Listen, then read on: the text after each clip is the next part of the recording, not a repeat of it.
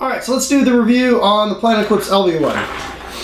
Now, it's not really a secret that, I haven't really been, for my personal playing style, using a lot of pop-it guns, probably since about 2006 or 2007, once, spool valve guns kind of came about.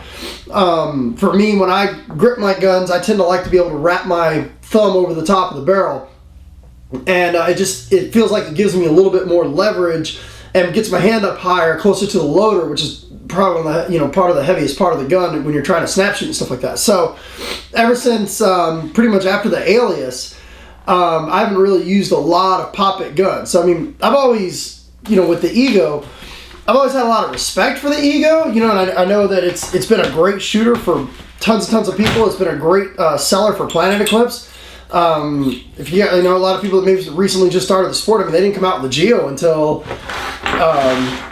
was that probably 2008, I think, 2009, so probably 5 or 6 years. Planet Eclipse was nothing but a pop-it gun company.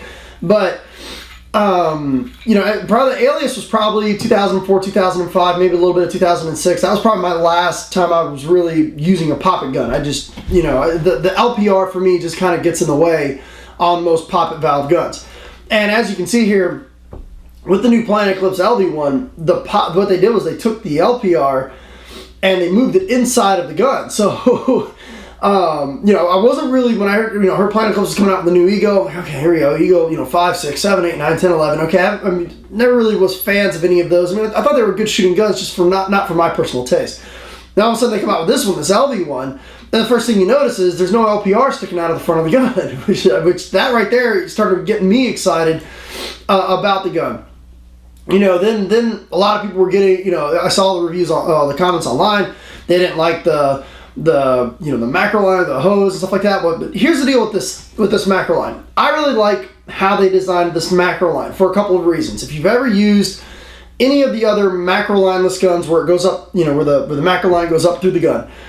This includes the Vapor, the Lux, the G6R. I mean, you think of all of the all of the guns that are out there right now that use macro lineless. A lot of them, they have the air line that goes up through the grip frame. Now the problem with that is if your grip frame screws loosen up just a little bit, or you dive and you tweak your grip frame, left or right, what ends up happening is those O-rings don't seat properly for even if it's just a millisecond, and boom, you've got an air leak coming out of the side of your gun. Not that big of a deal if you have your rebuild kit there, but it can be a pain in the ass. You dive into the snake or something like that, you tweak your grip frame just a little bit, and all of a sudden you get an air leak coming out of the side of your gun.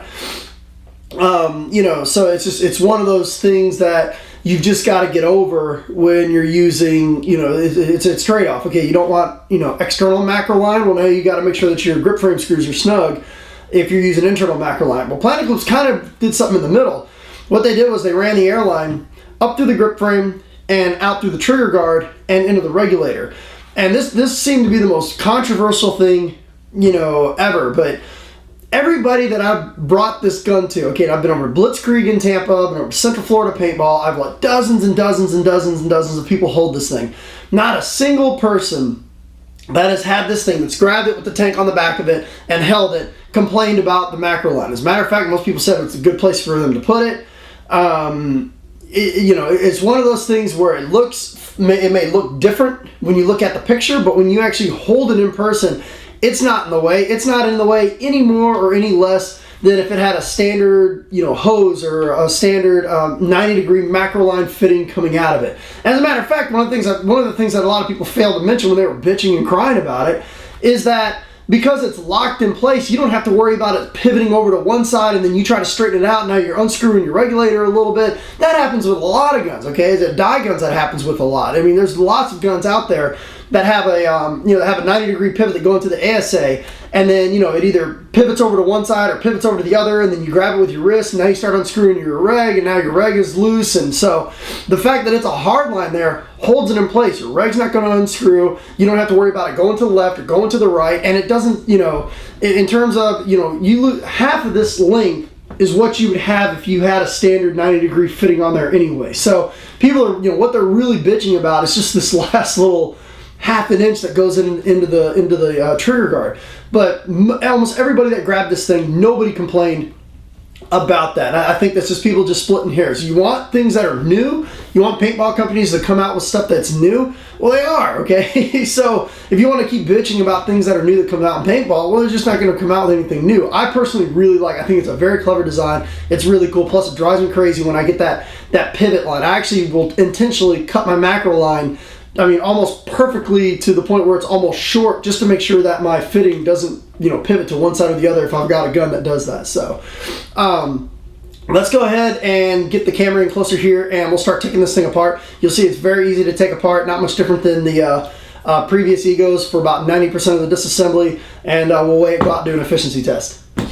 Okay, we didn't get much into the packaging. There's not much really different about the package. You got the color manual that's over there. We've got, nice little Allen key set. Planet Eclipse packaging is so good, it's actually getting to the point where, people come to expect it, and there's really not much else to say about it. It's phenomenal. The biggest thing that you're going to notice inside here is that the gun comes with 2 different rams. Now, here's how I would handle this. Go to the chronograph, stick 1 ram in there, see what the gun chronograph's at. Then take that, degas your gun, put the other ram in there. Whichever one chrono's higher, just stick with that one. Okay, it's going to allow you to shoot at a lower pressure. It's going to make your gun a little bit quieter. That's how I would handle the 2 rams that come in the box.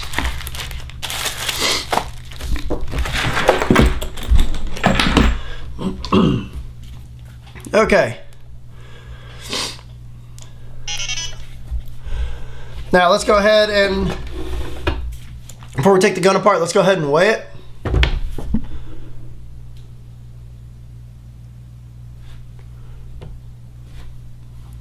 Let's see here.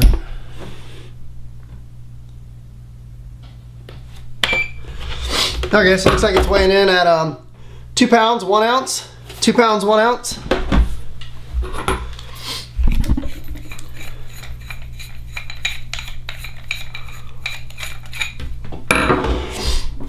And let's go ahead and unscrew the most controversial part. Now what happens here is this part pivots and it basically screws itself down. So you just need to hold this back piece here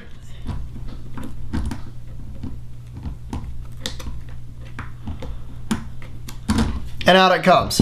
And basically what happens here is this kind of unscrews itself apart or together, and it's got O-rings on both sides.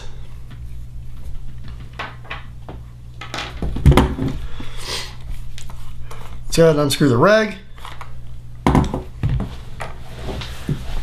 And then let me get my clean microfiber.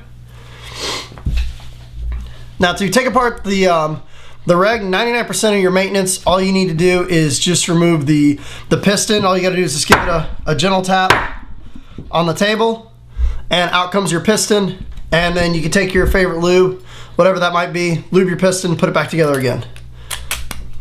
Very simple. Very rarely are you gonna ever have to get into the adjustment screw. Maybe after 50, 60 cases you may need to get in there, but not that big of a deal. Now this piece right here, as you saw, basically you just pull it right off. All this is a piece of rubber. It's a rubber coating. Now to get the LPR and to get to the poppet, what you need to do here is it's got a retention clip that holds this whole assembly in place. So you can either take an Allen key if you want to,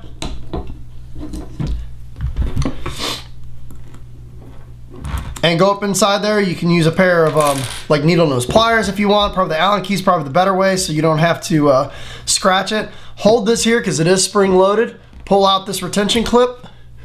Okay, you can see that retention clip.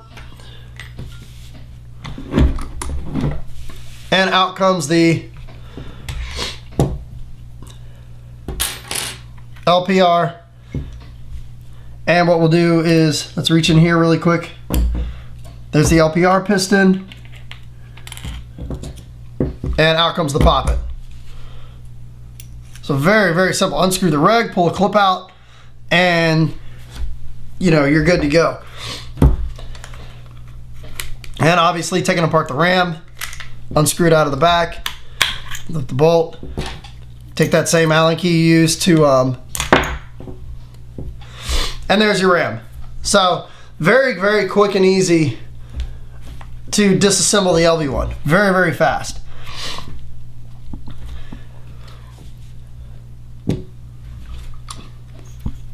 So let's go ahead and we'll put it back together really quickly.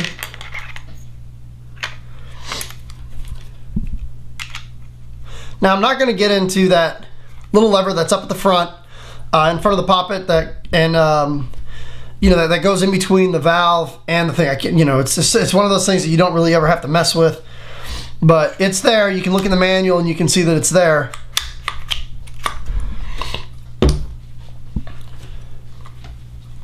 We're gonna go ahead and put the poppet back in. Actually, let's go ahead and put the LPR in first.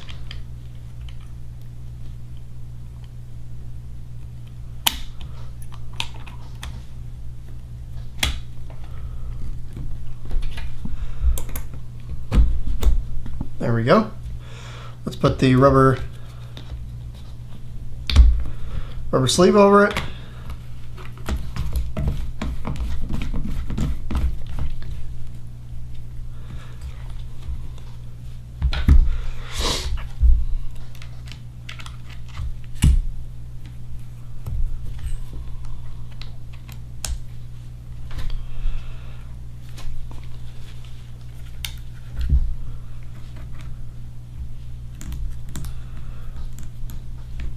All right, now we put on the hard line.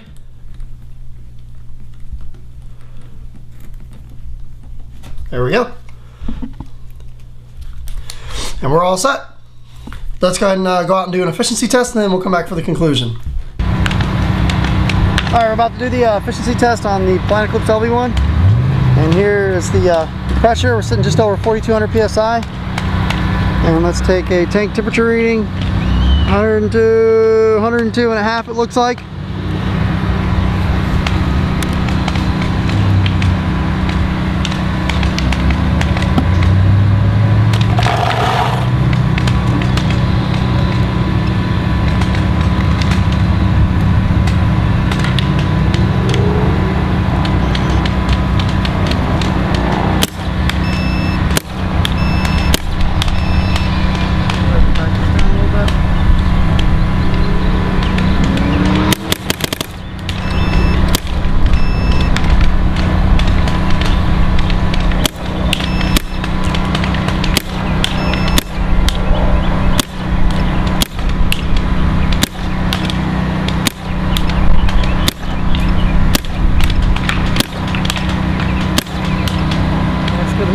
Looks like we're sitting right around in the mid 290s.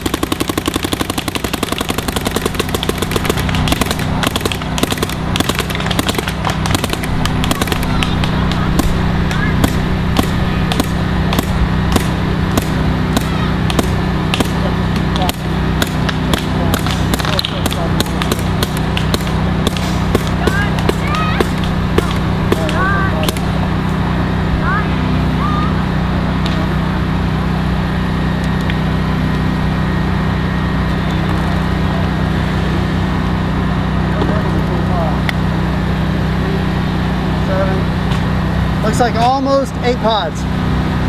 Thank you. Now let's talk about, let's get into our conclusion here. What do I think about the gun? I really like it. I mean, it's okay in the hands. If you just close your eyes and you put it in your hands, it's gonna feel like you're holding a spool valve gun. Now that's not a bad thing. The biggest thing you're just gonna notice is that you don't have the LPR here, and what used to drive me crazy was that little torpedo plug. But you don't have an LPR here that causes your hand to only go up to a certain point or something like that. The fact that you can just grip it from the front, if you want to grip it a little bit lower, you can, and a lot of people like to grip it a little bit lower. I mean, it's all personal preference. I like to grip it up a little higher, put my thumb over the top. But if you grip it in your hands, it just feels like you're holding a spool valve gun. The front is just really nicely cleaned up. It contours right inside the fingers really nicely. And the most important thing is, how does it shoot? I gotta tell you, this is one hell of a compliment. If you've ever shot an Alias with a volumizer on it, okay, something like this. Okay, this is an old Bob, this is a Bob Long edition Alias. It's got the Bob Long mini volumizer on it. You ever shot an old, Alias, or even an old Intimidator with a volumizer on it, where you used to be able to get the pressure down like 140 psi, somewhere around there? That really soft shot, that's what it feels like. Okay, it does not shoot anything like an Ego, and I've got to stress that, okay, because I'm not, in terms of, I like Egos for what they are, but for me, my personal preference, I'm not a big fan of them, when I'm out there shooting and stuff like that.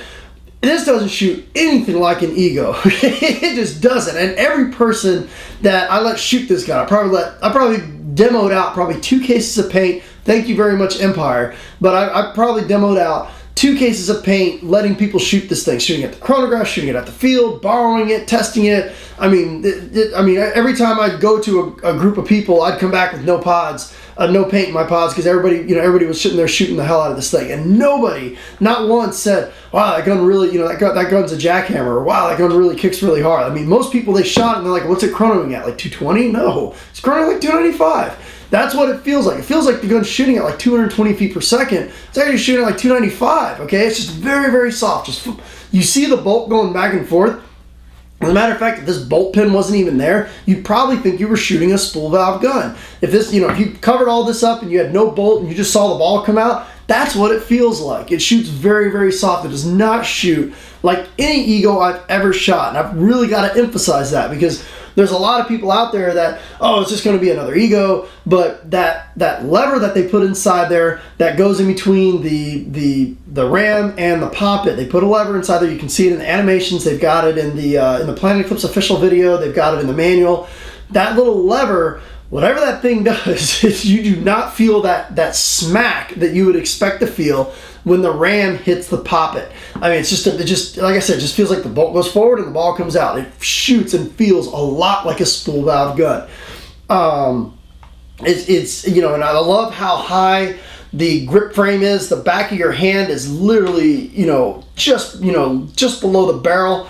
So when you're out there shooting, so it doesn't feel like your hand is really low for, it's just, they did a really good job on this. I mean, they really, really did a good job on this. And maybe I'm overpraising this because I really like, I like spool valve guns. That's been my personal favorite type of guns in the past few years for tournaments and stuff like that. But they made a poppet gun shoot as smooth as a spool valve gun. And that is not an easy thing to do. But we, also tested out some very brittle paint. We were shooting Evil at the last CFPS. A lot of our guns were breaking paint. This gun did not break any paint. My boy Miles was using it, and he's our back player, and he shot pod after pod after pod of Evil through it. Pretty brittle paint, and he didn't break a single ball in it. My ex broke a ball. A couple other guns broke balls, but he should break a single ball with this thing. But it's a smoking gun. I definitely think, if you're even thinking about getting one of these guns, get on the back order list, because I know the back order list is huge right now. Right now with it being, we're at, April, about to get into May of 2013. The back order list is huge right now. And, it could be, several months before you get yours in, just based on how many people have already bought this thing already. But, Planet Eclipse did a really, really good job on this. This, it was all, I don't want to call it a disservice, because the Eagle's been a great seller, but it doesn't shoot like an Ego. So before you pick this gun up, you really need to take all of your prejudices and stuff like that, and your thoughts on an Ego and set it aside and just judge this gun for what it is, because it does not shoot like any Ego I've ever shot. It just the vibration's not there, the kick is not there. It's not a jackhammer like most Egos are. It just poof, and the ball comes out. It's really pleasant for especially considering it's a pop-it gun. So I think that's about all I got to say about the Planet Eclipse LV1. It was an extremely impressive gun to shoot. Thanks for tuning in.